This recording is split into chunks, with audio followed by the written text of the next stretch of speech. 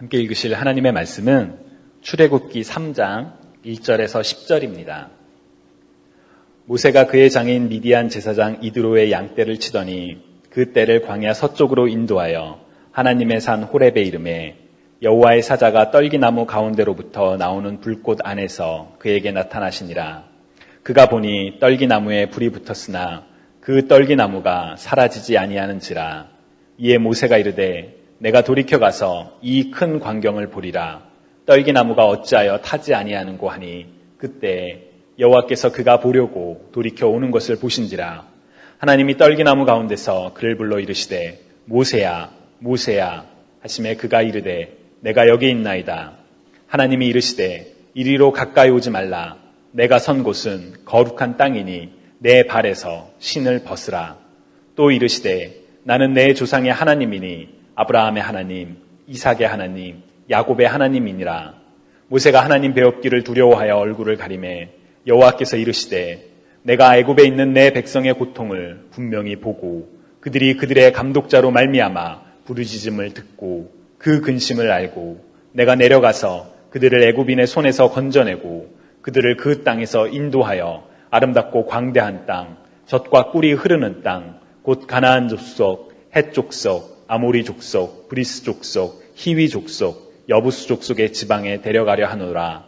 이제 가라. 이스라엘 자손의 부르짖음이 내게 달하고 애굽 사람이 그들을 괴롭히는 학대도 내가 보았으니 이제 내가 너를 바로에게 보내어 너에게 내 백성 이스라엘 자손을 애굽에서 인도하여 내게 하리라. 아멘. 우리가 미국에서 생활하면서 겪게 되는 문화 충격 중에 하나가 집안에서 신을 벗는 문화입니다. 우리 한국 사람은 집에서 신을 벗는 것이 굉장히 자연스럽죠. 그러나 미국의 경우에는 집에서도 신을 신고 생활을 합니다.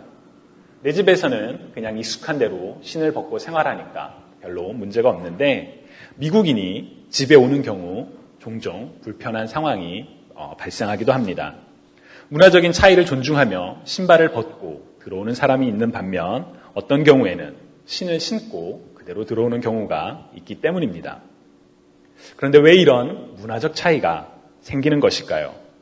여러분들께서는 혹시 그 이유를 한번 생각해 보신 적이 있으신지요? 한국 사람은 원래 집안에서 신을 벗었으니까, 미국 사람은 원래 집안에서 신을 신었으니까 원래 그런 거야 라고 생각하고 넘어갈 수도 있지만 집안에서 신을 벗거나 혹은 안 벗게 된 그 이유는 무엇이었을까요? 왜 이런 문화적 차이가 발생한 것일까에 대한 답을 찾다가 몇 가지 그럴듯한 해석을 발견했습니다. 하나는 한국의 전통적인 주거 형태는 온돌이었기 때문에 집에서 신을 벗는 문화가 자연스럽게 형성되었지만 미국의 경우에는 벽난로나 혹은 스팀을 통해 난방을 했었기 때문에 미국 사람들은 집안에서도 신발을 신게 되었다라는 해석입니다. 온돌로 인해 전해지는 그 바닥열을 가능한 많이 받기 위해서 신발을 실내에서 신지 않게 되었다라는 그런 해석이죠. 또 다른 해석 중에 하나는 유럽의 고대 주거 형태는 침실과 거실이 구분되어 있지 않았기 때문에 그래서 서양의 경우에는 신발을 신지 않고 따로 벗지 않는 따로 벗는 그런 문화가 없었다라는 해석도 있습니다. 어떤 해석이 역사적 사실에 부합하는지는 저도 잘 모르겠습니다. 다만 오늘날 우리가 신발을 신고 혹은 안 벗고의 차이는 문화적인 낯설음과 그리고 가끔 일어나는 불편함을 제외하고는 그리 대단한 문제는 아니라고 생각합니다. 그런데 오늘날의 우리에게는 그렇게 대단하지 않은 신을 신고 혹은 벗는 그런 행위가 한 사람의 인생을 좌지우지하는 그런 중요한 행동이 될 때가 있습니다. 바로 오늘 본문에서 모세가 하나님 앞에서 신발을 벗었을 때인데요. 모세가 왜 신발을 벗게 되었는지 그 이유에 대해서 여러분들과 함께 오늘 말씀을 나누고자 합니다. 먼저 출애굽기 3장의 배경을 간단히 살펴보면 지난주 설교를 통해 나누었던 것처럼 애굽에서 나그네 생활을 하던 이스라엘 백성들에게 큰 위협이 닥쳤습니다. 그것은 요셉을 알지 못하던 한 왕이 세워지면서 그가 이스라엘 백성들을 노예로 만들고 또한 모든 히브리 남자아이들을 죽이라고 했던 그런 위협이었습니다. 세상의 권력보다 하나님을 더 두려워했던 하나님의 사람들의 노력에도 불구하고 악한 계획은 이스라엘 민족을 위협했고 그들의 고통은 더 커져만 갔습니다. 그러나 인간의 눈으로는 희망이라고는 전혀 찾아볼 수 없는 바로 그때에 이미 하나님의 구원 계획은 시작되고 있었습니다. 다만 그 구원 계획은 정해진 때가 이를 때까지 아무도 눈치채지 못했습니다. 한 레위 여인이 자신의 아이를 숨기다가 결국 나일 강가에 보내보게 되었던 그 순간에도 그 아이가 바로의 딸에 의해 건져져 모세라는 이름을 갖게 되었을 때에도 그리고 그 모세가 약 40년 동안 애굽의 왕자의 신분으로 지내다가 도망자의 신분이 되었을 때에도 그리고 다시 광야에서 40년의 시간을 가족과 고국으로부터 잊혀진 도망자의 신세로 살았을 그때조차도 그 어느 순간에도 이 모든 과정이 이스라엘을 구원하기 위한 하나님의 계획의 일환이라는 것을 깨달았던 사람은 아무도 없었을 것입니다. 그러나 성경은 우리가 깨닫지 못하는 그 순간에 도저히 희망이라고는 보이지 않는 바로 그 순간에도 살아계신 하나님께서 놀라운 구원 계획을 이루어 가셨음을 분명하게 증거합니다.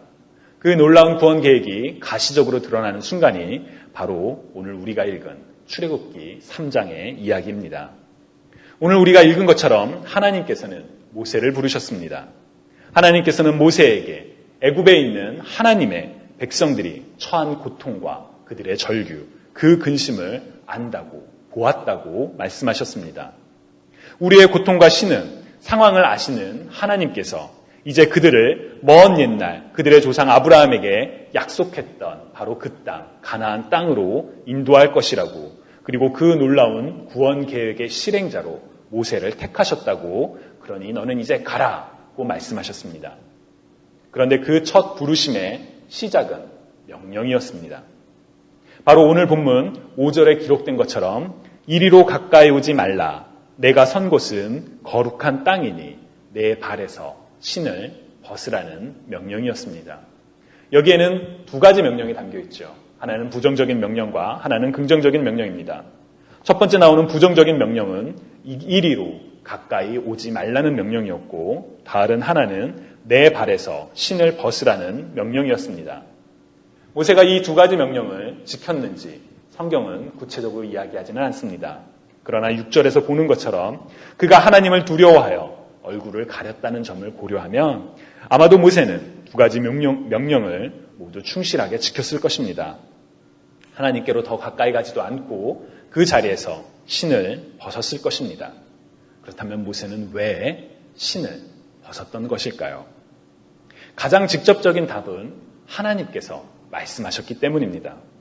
하나님께서 신을 벗으라고 말씀하셨기 때문에 모세는 벗었습니다. 창조주의 말씀에 피조물이 순종하는 것은 당연한 마땅한 일이지요. 진정한 순종에는 어떠한 이유도 필요하지 않습니다. 참된 순종은 내가 이해할 수 없어도 내가 그것을 바라는 것이 아니라 할지라도 그대로 행하는 것이 바로 진정한 순종이기 때문입니다. 만약에 모세가 하나님께서 이리로 가까우지 말라. 내가 선 땅은 거룩한 땅이니 내 신을 벗으라 라고 말씀하셨을 때 하나님 왜 가까이 가면 안 되나요? 하나님 거룩한 땅이 도대체 무슨 뜻이죠? 왜 이 땅이 거룩한 땅인가요? 거룩한 땅에서 신을 벗는 것과 도대체 무슨 상관이 있지요? 라는 이런 질문들을 했었다면 어떻게 되었을까요? 호기심 그 자체는 나쁜 것은 아닙니다. 그러나 만약 그 질문이 내가 당신이 말하는 의도와 그 이유를 알아야지만 행동하겠다라는 나의 판단에, 자기 판단에 근거한 것이라면 그것은 진정한 순종이 아닐 수도 있습니다. 어떠한 행동을 따르기 전에 자신이 먼저 이해해야만, 자신이 납득해야만 할 수 있게 된다면 그것은 순종이 아니라 자신의 생각을, 판단을 따르는 것이기 때문입니다. 반면 자신이 그 의미를 알지 못하고 자신의 생각과는 전혀 반대의 것이라 할지라도 자신에게 주어진 그 말씀대로 행동한다면 그것이야말로 진정한 순종이라고 할 수 있습니다. 모세는 그렇게 아무런 질문도 혹은 이의 제기도 없이 하나님의 첫 부르심에 말씀에 순종했습니다. 그런 점에서 모세가 신을 벗었던 가장 직접적인 이유는 바로 순종이라고 대답할 수가 있습니다. 우리의 신앙도 모세와 같으면 좋겠다라는 생각이 듭니다. 하나님께서 가라고 말씀하실 때 네 하고 가는, 순종하는 그런 신앙, 바로 믿음의 조상 아브라함이 했던 그 믿음과 순종이 저와 여러분에게 있기를 주님의 이름으로 간절히 축원합니다. 하나님의 말씀에 아무런 이의 제기 없이 순종하는 것이 우리가 행해야 하는 당연히 마땅한 일이지만, 말씀을 하신 하나님과 말씀대로 순종을 한 모세의 관계를 제3자의 입장에서 바라보면 하나님과 모세의 대화 속에는 두 가지 중요한 영적인 의미가 담겨 있습니다. 그 첫 번째 영적인 의미는 바로 거룩입니다. 우리 교회에서 자주 사용하는 단어가 바로 거룩이죠. 근데 여러분, 거룩이 도대체 무슨 뜻일까요? 국어사전을 찾아보면 크고 위대하다 혹은 성스럽고 위대하다라는 뜻으로 거룩이라는 단어를 설명합니다. 그러나 거룩으로 번역된 히브리어 코데시는 원래 어원은 잘라냄, 분리됨, 잘라내다, 분리되다 그런 뜻으로 거룩의 의미는 더러움과 분리된 상태를 의미합니다. 성경은 히브리어 코데시를 하나님께만 있는 성품으로 모든 피조물과 완전히 다르게 구별되심을 뜻하는 의미로 사용합니다. 그런데 오늘 본문에서 하나님께서는 모세를 부르신 후에 내가 선 땅은 거룩한 땅이라고 말씀하십니다. 거룩의 원래의 의미를 고려하면 이 장소는 정말 아무도 범접할 수 없는 구분된 그런 특별한 장소임에 틀림없습니다. 그러나 사실 그 장소는 처음부터 특별한 장소는 아니었습니다. 본문 1절을 보면 모세가 그의 장인 미디안 제사장 이드로의 양떼를 치더니 그 떼를 광야 서쪽으로 인도하여 하나님의 산 호렙에 이르렀다라고 기록되어 있습니다. 호렙산 혹은 신의 산이라고도 불리는 이 산의 다른 명칭은 하나님의 산이라고 합니다. 왜 하나님의 산이라고 불렸는지는 명확하지 않습니다. 그런데 만약 이 산이, 이 장소가 매우 특별한, 범접할 수 없는 그런 장소였다면 모세는 이 근처까지 양떼를 몰고 올 수는 없었을 것입니다. 심지어 오늘 본문 2절과 3절을 보면 모세는 그 산에서 한 떨기나무에 불이 붙은 것을 보고 그리고 그 불이 그 나무를 연소시키지 않는 것을 보면서 그 이상함을 확인하려고 그 나무에 가까이 다가왔습니다. 즉 그 산은, 그 장소는 처음부터 사람이 가까이 할 수 없는 그런 특별한 장소는 아니었다라는 것을 보여줍니다. 그래서 모세는 그 근처까지 양떼를 몰고 왔고 그리고 심지어 불타는 떨기나무를 보기 위해서 그 자리에 가까이 다가갔습니다. 그런 모세에게 하나님께서는 그곳이 거룩한 땅이니 가까이 오지 말라고 말씀하셨습니다. 왜냐하면 하나님의 영이 임재했던 장소였기 때문입니다. 이전까지는 그냥 평범한 산, 평범한 장소였지만 바로 그곳에 하나님의 거룩하신 영이 임재할 때 그 장소가 거룩한 땅, 곧 구분되며 일반인이 가까이 할 수 없는, 가까이 해서는 안 되는 그런 특별한 장소로 바뀌었던 것입니다. 이러한 거룩함의 특징이 가장 잘 드러나는 것은 이스라엘 민족이 출애굽한 후 광야에서 하나님의 명을 따라 만든 성막입니다. 성막은 상황에 따라 회막, 장막, 증거막, 범막, 성소 등 다양한 이름으로 불렸던 장소로 하나님의 임재와 동시에 이스라엘 민족이 하나님을 만나는 특별한 그런 장소였습니다. 그런데 이 특별한 장소는 처음부터 특별한 장소는 아니었습니다. 평소에는 아무런 특별함이 없는 그런 일반 땅이었지만 이곳에 성막이 설치되고 하나님의 영이 임재할 때 비로소 아무도 다가갈 수 없는 그런 특별한 거룩한 장소로 바뀌었던 것입니다. 오늘 본문 속에서 불타는 떨기나무도 광야에서 흔히 보이는 그냥 그렇고 그런 가시나무 중에 하나였습니다. 그러나 바로 그 흔하고 보잘것없고 특별함이 없는 그 나무에 여호와의 영이 임할 때 불이 붙었지만 불에 의해 나무가 타지 않는 그런 특별한 나무로 바뀐 것입니다. 저는 바로 이것이 하나님의 거룩함이 지닌 신비이며 우리가 일상 속에서 기대해야 하는 거룩함의 임재라고 믿습니다. 주님이 사랑하시는 여러분들께서는 여러분들이 생활하고 방문하는 공간 속에서 이 거룩함을 얼마나 기대하고 또한 사모하고 계시는지요. 혹시 우리에게 거룩함은 껍데기만 남은 그런 거룩함으로 남아있지는 않은지요. 예를 들어 우리는 보통 이곳을, 오늘 우리가 모여있는 이곳을 거룩한 장소, 곧 성전이라고 부릅니다. 그러나 엄밀히 말해서 이곳은 성전이지만 성전이 아닐 수도 있습니다. 이곳에 십자가를 비롯한 특별한 물건을 둔다고 하여, 우리가 모인다고 하여 우리의 인위적인 노력으로 이곳이 거룩해지지는 않습니다. 오직 거룩하신 하나님의 영이 임재할 때 이곳이 거룩하며 구분된 장소가 되는 것입니다.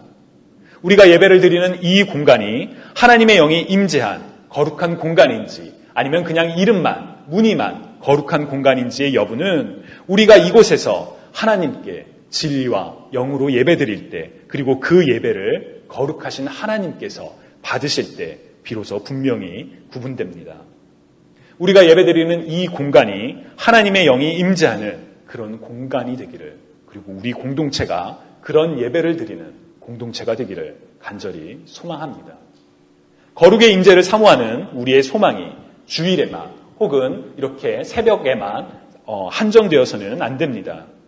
우리가 일상을 보내는 우리의 가정과 직장, 그리고 우리가 생활하는 올바니, 이 모든 공간들이 거룩한 공간이 다 될 수가 있습니다. 바로 하나님의 영이 임재할 때 우리가 두 발을 서 있는 이곳이 거룩한 공간이 될 수 있음을 기억하시기 바랍니다. 왜 우리에게 거룩한 공간이 필요할까요? 그것은 거룩한 공간이 바로 하나님의 임재가 있는 곳이며, 바로 그 거룩한 장소에서 우리가 하나님을 만나고 하나님과 친밀한 인격적인 교제를 할 수 있기 때문입니다. 하나님의 임재를 사모하며 우리의 삶이 하나님의 거룩하심 속에서 이루어지기를 소망하는 저와 여러분이 되시기를 주님의 이름으로 간절히 축원합니다. 하나님과 모세의 대화 속에서 발견할 수 있는 두 번째 영적인 의미는 바로 신을 벗는 것입니다. 앞서 말씀드렸던 것처럼 하나님께서는 거룩한 땅이니 신을 벗으라라고 말씀하셨습니다. 그렇다면 왜 거룩한 장소에서 신을 벗어야만 하는 것일까요? 앞서 한국과 미국에서 신발을 벗고 안 벗는 그 문화적인 차이를 소개해 드렸었습니다. 그 문화적인 차이를, 이유를 찾다가 재미난 설명을 하나 찾았습니다. 일본의 경우에도 우리 한국처럼 집안에서 신을 신지 않는다고 합니다. 그런데 그 이유 중에 하나로 일본에서 집은 조상신들이 거주하는 신성한 공간이기에 신발을 벗는다라는 해석이 있었습니다. 거룩하기에 더럽히지 않기 위해서 신을 벗는다는 것이죠. 그런데 이와 같은 종교적인 문화는 다른 지역에서도 찾아볼 수가 있습니다. 특히나 중동 지역에서는 모스크와 같은 공간에 방문하여 예배를 드리기 전에 반드시 신을 벗고 심지어 발을 깨끗이 씻고 들어가기도 합니다.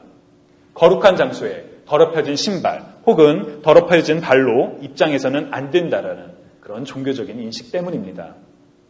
오늘 본문 속에서 모세가 모세에게 거룩한 장소이기에 신을 벗으라고 말씀하셨던 것도 같은 이유였을까요? 그럴지도 모르겠습니다.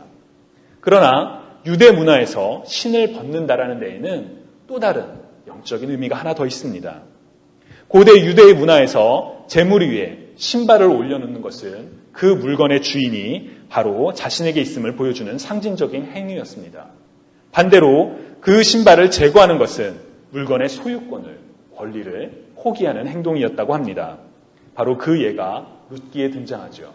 룻기 4장에서 나오미의 친척 중 나오미의 기업을 물을 권한을 가지고 있는 인물이 자신의 권리를 포기하면서 신을 벗는 장면이 있습니다.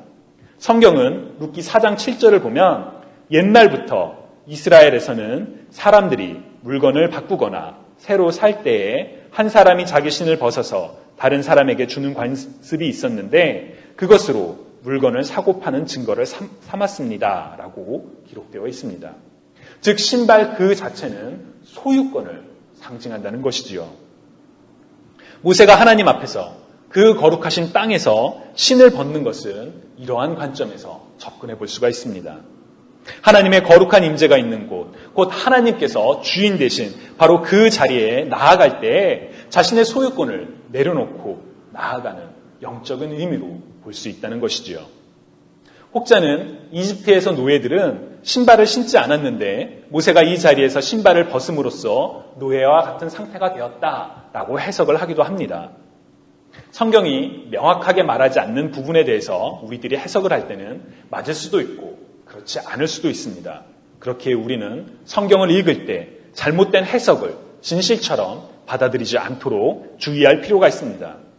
모세가 신발을 벗은 이유, 몇몇 다른 종교 전통에서 찾아볼 수 있는 것처럼 성스러운 것을 더럽히지 않으려는 의미, 혹은 신발을 신지 않는 노예의 신분을 상징하는 의미, 혹은 하나님의 임재가 있는 그곳에서 하나님께 자신의 주권을 내려놓고 하나님의 주권을 인정하는 의미, 그 모든 해석의 가능성은 열려 있습니다.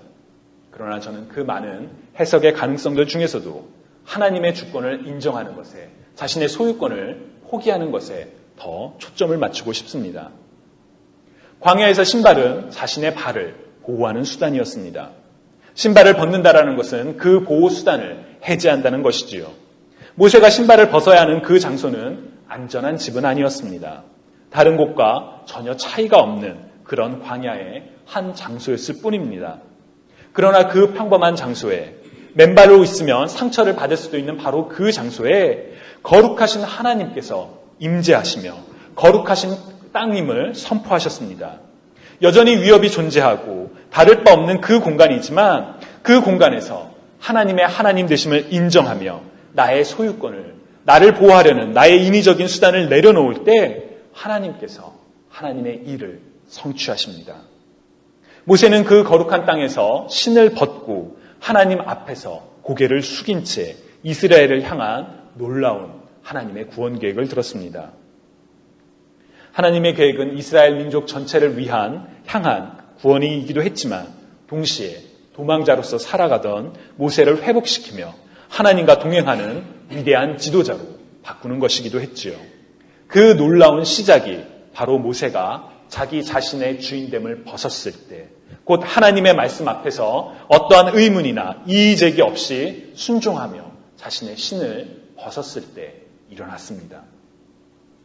주님이 사랑하시는 여러분, 우리가 속한 모든 곳에서 하나님의 거룩하신 임재를 사모하는 저와 여러분이 되시기를 간절히 소망합니다. 그래서 우리의 가정과 직장, 그리고 우리가 살아가는 이곳 올바니 땅이 하나님의 임재를 경험하며 하나님과 친밀한 교제를 하는 축복된 장소가 되기를 간절히 소망합니다. 우리 공동체가 예배드리는 이 장소가 바로 하나님의 거룩하심을 경험하며 하나님께 찬양과 경배를 드리는 진정한 거룩한 곳, 성소가 되었으면 참 좋겠습니다. 그리고 그 거룩하신 장소에서 하나님 앞에 나아갈 때 우리가 신고 있는 신을 벗기 원합니다. 우리 인생의 주권을 내려놓고 하나님이야말로 하나님께서 우리 인생의 참된 주인이심을 인정하며 선포하며 그분의 뜻을 따를 것을 결단하고 순종하는 저와 여러분이 되시기를 주님의 이름으로 간절히 축원합니다.